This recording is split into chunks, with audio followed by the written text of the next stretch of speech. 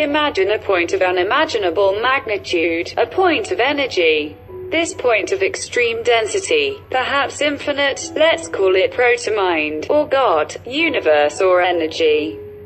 This proto-mind decides to experience itself, and, for this, it uses an essential quality, that is extension. The proto-mind extends itself and, in doing so, it transmits this fundamental quality to each of its undivided parts. Out of this extension arise two dimensions that expand at an incalculable speed, forming a kind of tapestry of intelligent energy.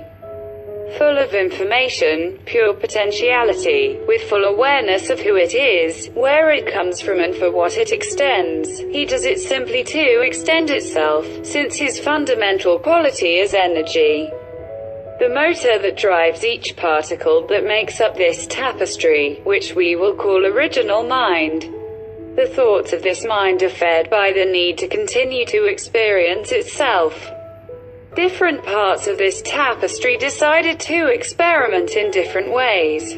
All of them interconnected and forming a single unit decided to play, not to be what they really are, to experience the not being, to know what they really are.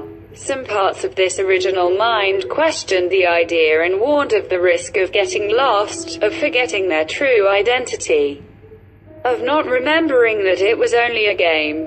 The answer to all these questions came from within themselves. We can never stop being who we are. Then they created the original thought. We are going to experience ourselves separately, because they are creators, everything they think is, so then an extension of themselves emerged. A group of parts of this original mind, that formed a hologram. They laughed, seeing this three-dimensional projection. They really liked the game of seeing themselves in a new dimension. Well, they said to each other, but we are not this hologram. It is a creation, certainly, but it has no life in itself. Then they took the fundamental step, projecting in the hologram a part of them called consciousness. In doing so, the fourth dimension emerged, which is what sustains and feeds all this cosmic hologram. Now, they no longer extend. They project, because this original thought was the original error because it is impossible that the separation exists, and, as it is impossible, it is unreal. That is why it is called dream or illusion. For not to be lost when they were projected, they only did it with a small part of themselves, which we call consciousness. The other part is the unconscious, which is the way back home, the umbilical cord that connects them to the consciousness of the original mind, in order to experience separation. It is essential to create an instrument with which one can perceive. So they made a biological entity, the body. The biological entity had an organ, the brain, which was able to regulate frequencies and through the senses perceive a particular reality. This reality manifests in a narrow band of the infinite frequencies that surround it.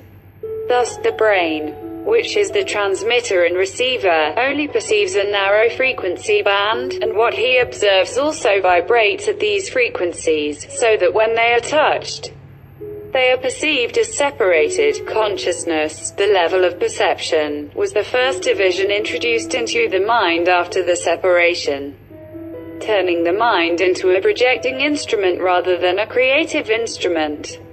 Consciousness has been correctly identified as belonging to the realm of the ego. The projection began to multiply, to the point where the parts of the original mind forgot where they came from and who they really were. Now they have identified themselves with the body and the ego, creations of the mind as expressions of separation that govern life in this dream. Where fear is the prevailing emotion, the individual mind was born, a dual mind divided between good and evil. In this dream of separation, a dark energy began to grow that emanated from the minds that felt disconnected. This energy is called fear and nourishes the belief in loneliness, and this belief is the greatest insanity. The feeling of loneliness increases fear, which increases selfishness. Thus an endless circle of action and reaction was set in motion, the cycle of incarnations, a cycle of pain, suffering, illness, the belief in death and the belief in problems. All these are, in short, the children of the belief in separation.